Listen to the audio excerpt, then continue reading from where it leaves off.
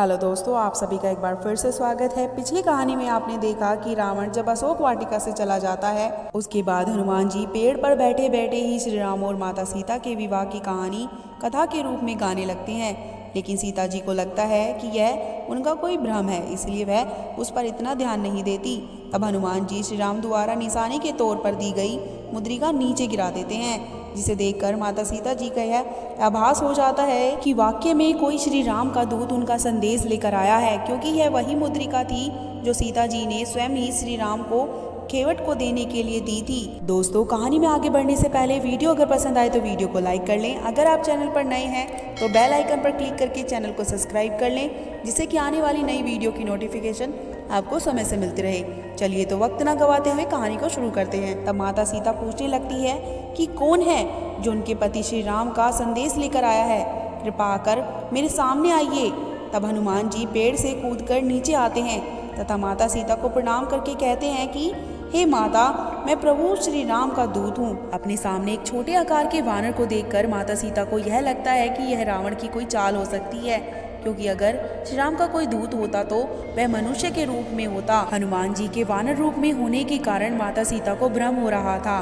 तब हनुमान जी श्री राम की दी गई मुद्रिका की बात उनको बताते हैं, जो कि केवल श्री राम और सीता जी को ही पता थी। हनुमान जी के इस कथन से सीता जी को हनुमान पर विश्वास हो जाता है कि वह वास्तव में ही श्री राम के कोई दूत हैं। फिर वह हनुमान जी से अपने पति श्री राम और लक्ष्मण जी के कुशलता पूर्वक होने के बारे में पूछती हैं और कहती हैं कि वे कब मुझे इस रावण की कैद से मुक्त कराने के लिए आएंगे।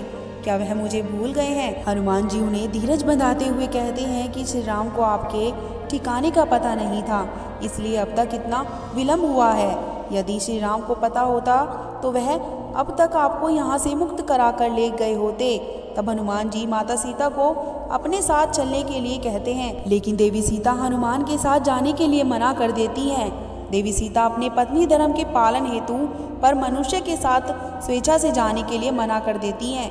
तब वह हनुमान को अपनी चूड़ी मणि निशानी के तौर पर देती हैं और कहती हैं कि श्री राम ने मुझे यह विवाह के समय दी थी।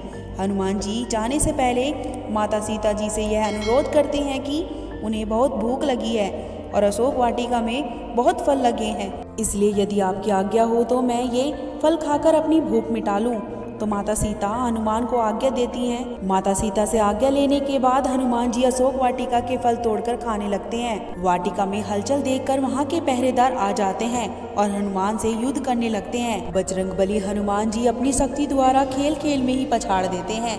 पहरेदार जाकर अशोक वाटिका के राक्षस जम्बूमाली को बुला लाते हैं और कहते हैं कि अशोक वाटिका में एक वानर घुस आया है और वह बड़ा ही विशाल है। जम्बूमाली कुछ सैनिक के साथ आता है और हनुमान जी उसे भी पूरी तरह से पछाड़ कर भगा देते हैं। जम्बूमाली तथा उसके सैनिकों को एहसास हो जाता है कि वह कोई साधारण वानर नहीं है।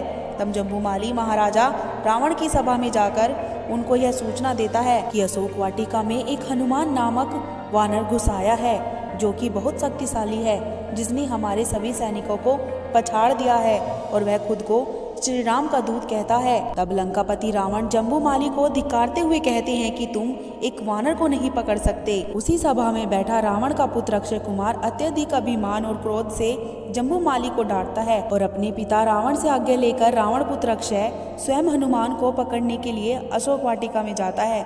रावण के पुत्र अक्षय कुमार तथा हनुमान के बीच युद्ध शुरू हो जाता है। हनुमान जी अक्षय कुमार के सारे प्रहार विफल कर देते हैं।